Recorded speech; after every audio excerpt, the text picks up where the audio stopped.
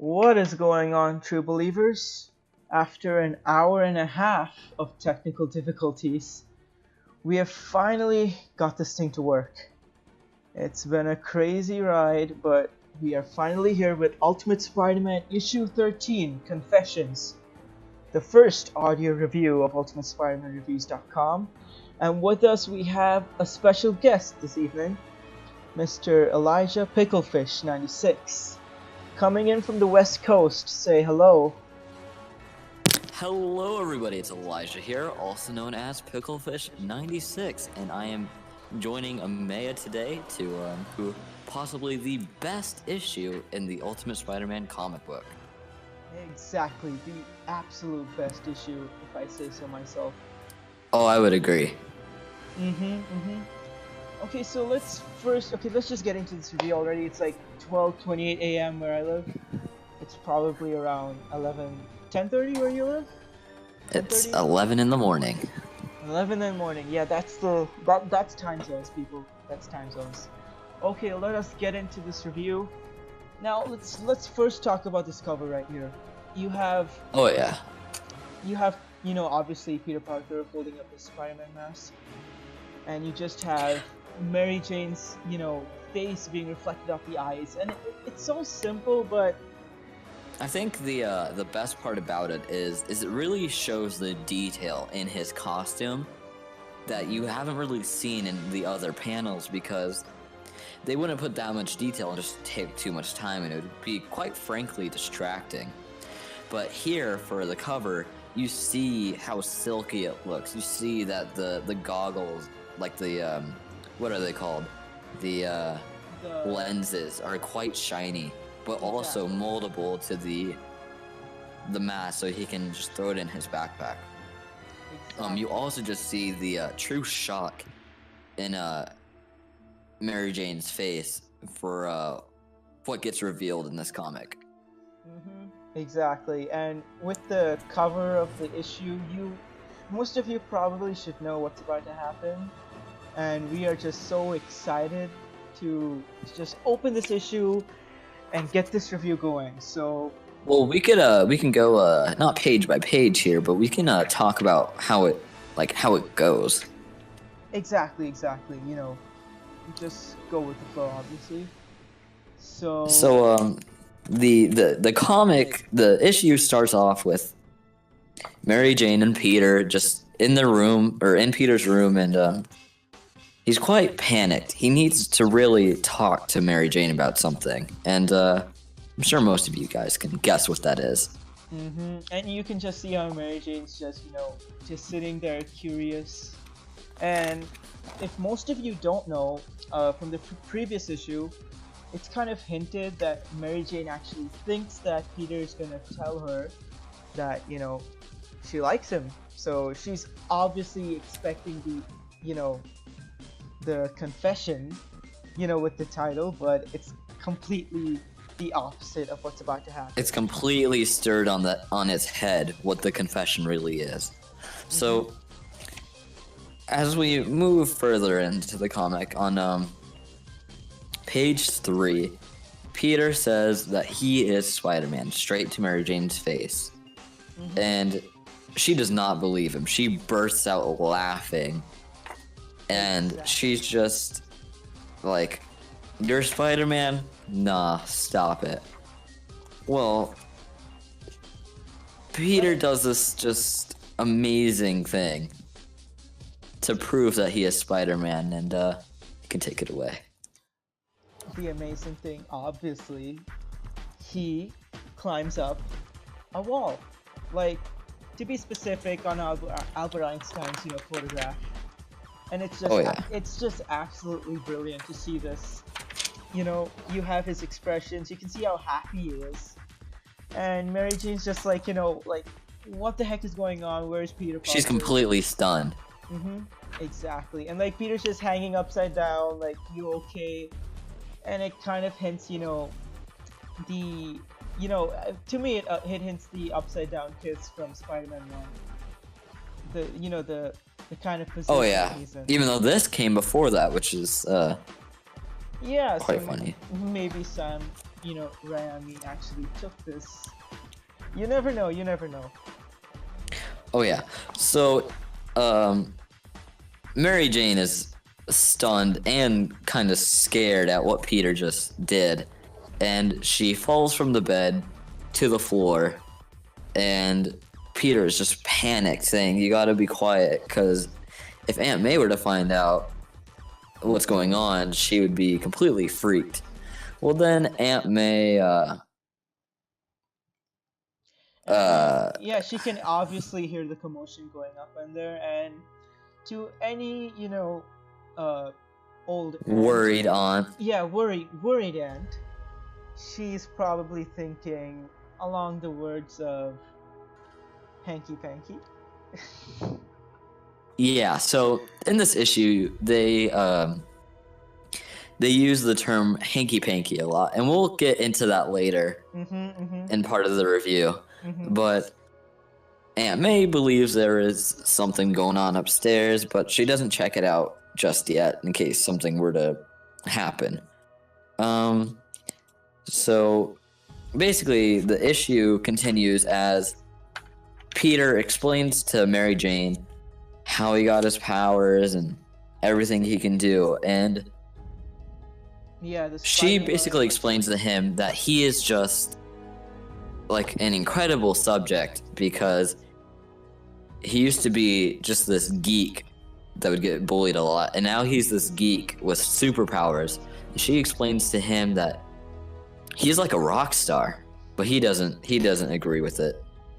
He starts to explain, the obvious, set of responsibilities he has, but Mary Jane is just, not up for that at all. She's like, can you take me out web swinging, or like, can I see your costume? She's just really excited, and I think anyone would be, to actually encounter Spider-Man.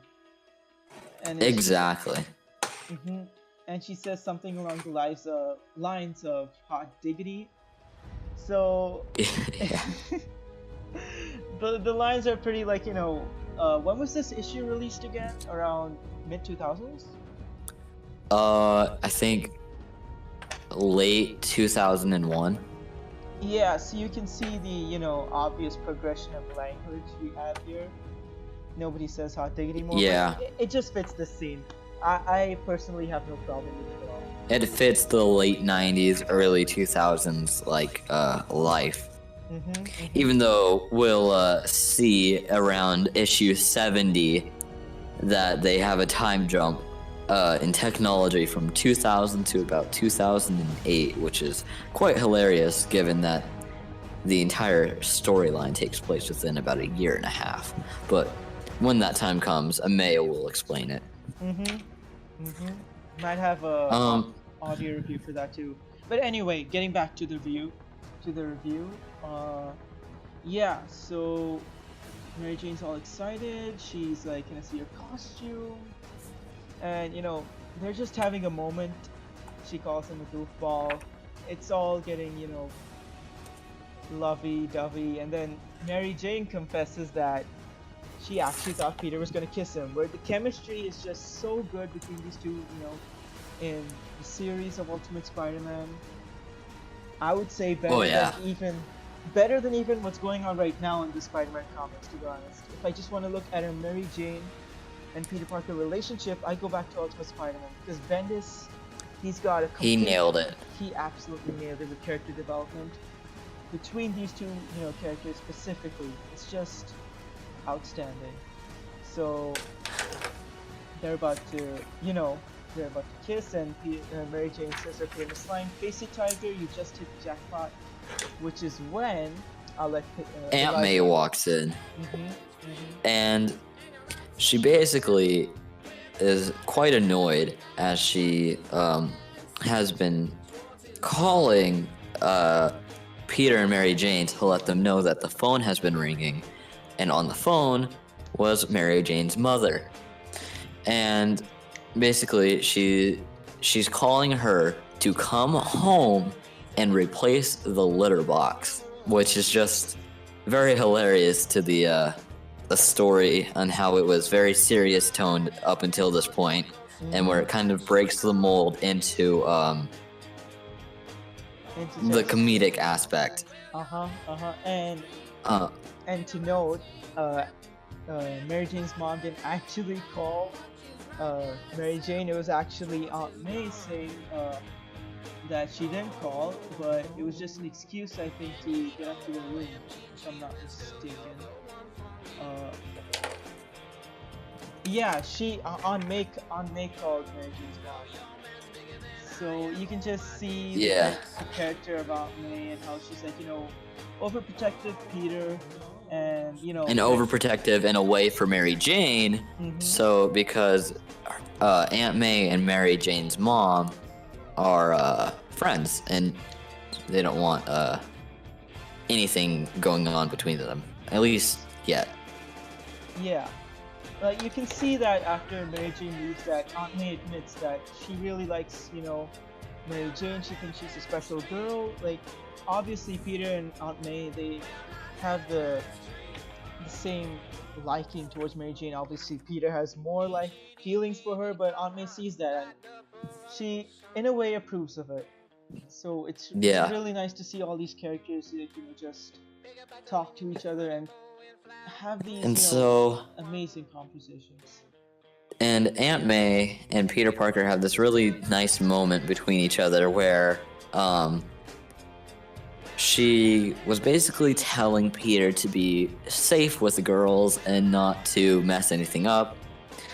And she's saying, like, she's a special girl, and Uncle Ben had a saying that if you're too young not to be known up to shenanigans in your parents' house, you're too young to be up to shenanigans, which is it's just absolutely brilliant. These dialogues, like, they fit the scene so well, and it really gets you immersed with these characters and their dialogue and each situation. So the writing is absolutely fantastic for this issue, for each character. Like, with each set of dialogues, you have the characters' own attributes. So it's obviously great to read. Yeah, but also she says to Peter that, well, just remember, she's special, and your parents met in high school, so anything could happen. And as the comic ends, the door closes, and Peter falls onto his bed with the biggest smile on his face. And then the issue ends. So, Amaya, why do you think this issue is so special to many people? It's literally just in one scene, like in one scenario, of Peter and Mary Jane just like talking to each other. But it's just loved by so many people and considered the best issue in the entire series.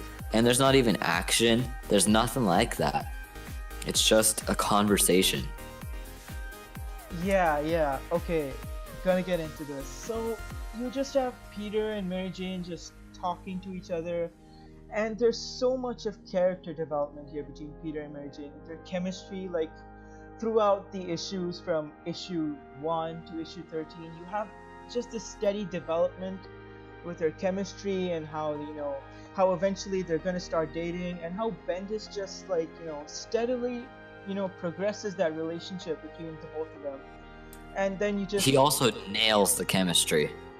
Exactly. And in issue 13 he hits the nail, and it's like basically confirmed to the readers that Peter and Mary Jane are gonna be dating. She knows he's Spider-Man, and that sets a whole new amount of character development, because Peter trusts Mary Jane. He wants her to know. He doesn't want to keep her in the dark, away from a separate life, and that's just amazing to see. And also you can see Aunt May, like, all these characters are just coming together in this one issue. There's just so much happening.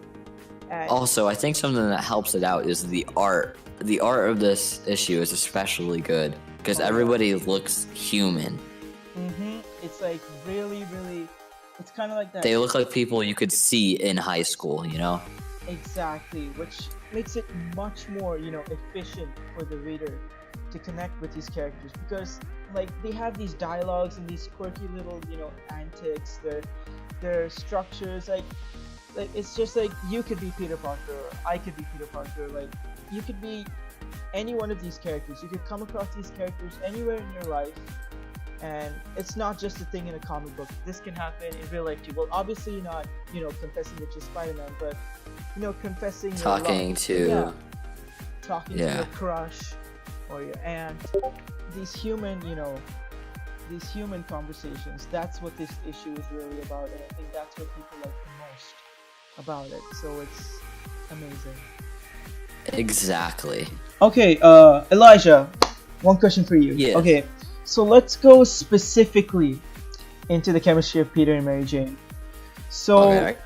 let's talk about their chemistry at this point of the series. Like, isn't it like it's absolutely fantastic? Like, I would say that it's even better than the 616 universe, which for some of you who don't know, that's the original Spider-Man, Amazing Spider-Man series. So That's where a lot of the movies get their inspiration from, the cartoons, stuff like that. Yeah, the adult it's the Peter one Parker. that is officially like documented places where everything is really affected, per se, I guess. Yeah, the adult Peter Parker. So Yeah.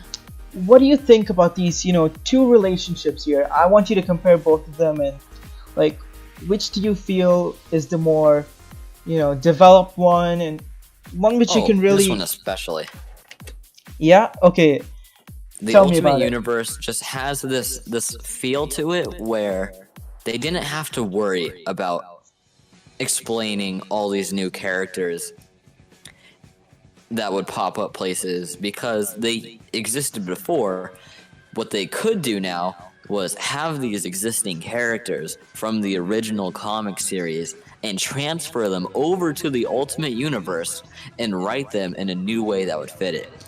And so in the original comics, Peter was only a teenager for like 30 or 40 of them. Yeah, 30 or 40 issues. By yeah. issue 100, he was already a grown man. He was in college. But here, the entire story is him in high school. And it works because it shows him maturing and how he's only 15 and he's angsty. He gets very angry sometimes, but through the series, he matures as a character. He doesn't have a bad temper anymore later on.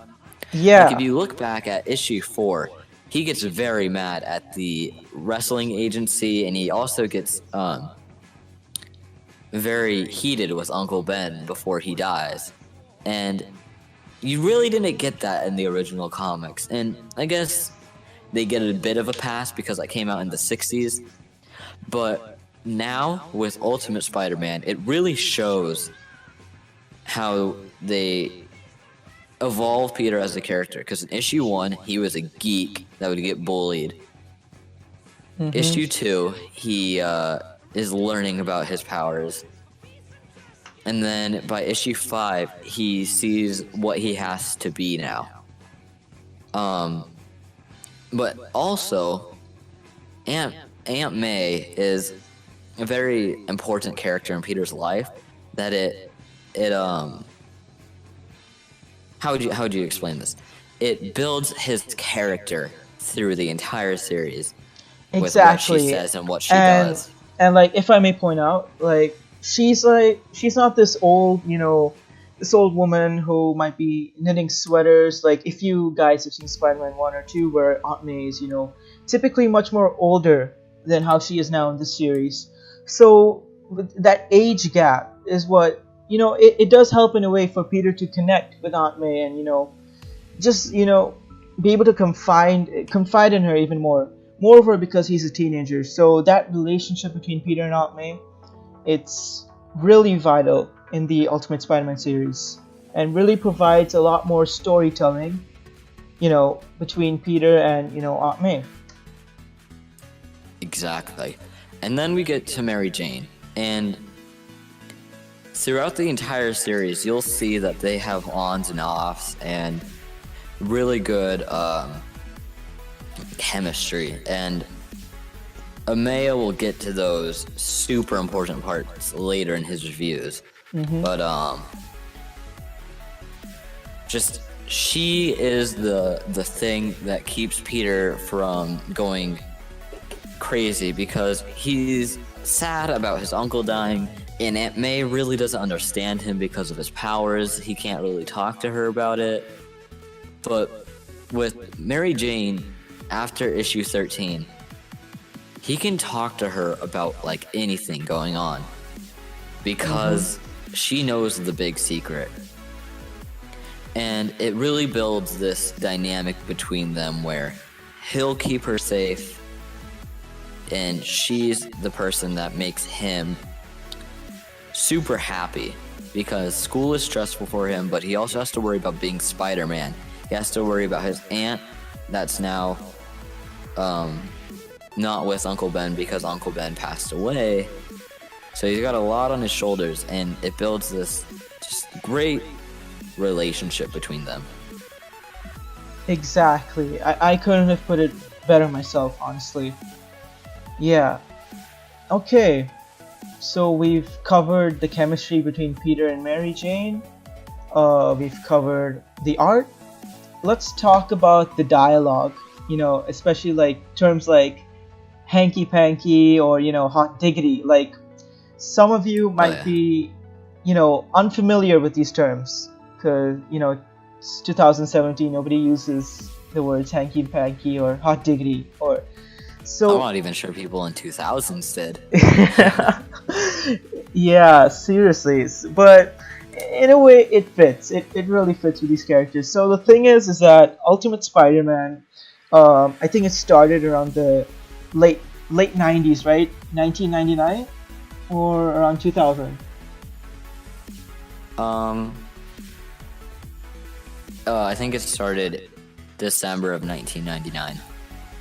Yes. So you have Bendis, Brian Michael Bendis, this really qualified comic book writer, and he's obviously grown in that typical 80s 70s era where these terms probably have been used, and he's obviously going to include it in his writing. But it's not only with the dialogue, it's like with the situations and the environment he creates with the Ultimate Spider-Man. It's like you see these different eras which are like just so interesting to read and experience, and it makes reading Ultimate Spider-Man all the more worthwhile. Like, you get to see these different dynamics, these different how New York is portrayed in his eyes, and the kind of situations that Peter even goes through. So everything from the dialogue to the character development to Peter being Spider-Man, it's all Bendis's writing, and I think it's absolutely brilliant. In the later issues, the writing starts to dip for a while, because I think Bendis started running out of ideas. Yeah, but obviously. It picks itself back up, and it becomes great. It becomes so good later on. But these first 25 issues are really good. Also, just to clarify, the first issue of Ultimate Spider-Man came out in October of 2000. So okay, yeah, this is around October of 2001. 2001. Okay, cool. So yeah, I mean, is that everything? I think we have covered everything. We've covered. All right. Yeah. So here's the big part. You've given some issues 9s out of 10s. You've given some issues 10 out of 10s. But for the best issue in the entire series, what type of score would you give that? I believe it deserves an ultimate score. Something pretty spectacular, Yeah, something absolutely amazing. Something pretty sensational. Pretty sensational, pretty unlimited. Man, this is a difficult decision. How about we give it a 13 out of 10 for Ultimate Spider-Man issue 13. See, this is why I invited him on, to review, folks. Elijah is just absolutely brilliant.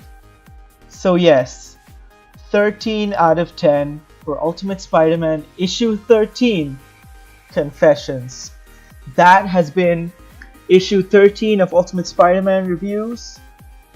You can find this video on WordPress. I'll probably upload this on YouTube too. And you should be seeing this on Friday, which is tomorrow, or typically today because it's 12:56 a.m. Yeah. So I'll leave Elijah to do the outro, and all eyes to you. So, everybody, I've been Elijah, or Picklefish, if you want to call me that. It's been a pleasure reviewing this issue because, fun fact, me and Amaya met each other through something very similar. Somebody was doing something very similar to what he was doing, and ever since then, me and him have just had a great friendship. So, it's been so fun doing something like this. And, yeah, I hope he gets a good grade for this, and I'll see you all in the next one. Actually, I want to point out something. This site, it was created for an assignment, and I don't think I let you guys in on this. Maybe I did, I don't know. But this site was created for an assignment, but right now I'm thinking that I'm going to continue reviewing Ultimate Spider-Man, and we are going to go all the way to issue 200, right? 200 issues, right? About that, yeah. I'm going to be reviewing all 200 issues, and of course, I'm going to bring on Elijah for some audio recordings, because reading is obviously, it can get a bit boring, so we're going to spice things up a bit with the site. We're going to be reviewing all 200 issues of Ultimate Spider-Man. I don't know how long this is going to go on for. Hopefully I don't back away, but this is going to be one exciting journey, and I'm so glad to have Elijah on here, and to be a part of this this journey of Ultimate Spider-Man, one of the best series of Spider-Man. This ultimate universe. This ultimate universe, it's sensational. So we did this earlier, we gotta stop. Okay, so that's about it. Enough rambling. It's 1 a.m. and now we're about to sign off. I will see you guys possibly Sunday. Yeah, Sunday we will have another review up, and that's that. I hope you all have an amazing weekend, true believers, and see you in the next review. Peace. Bye. Okay, we're done. That was fun. I liked it.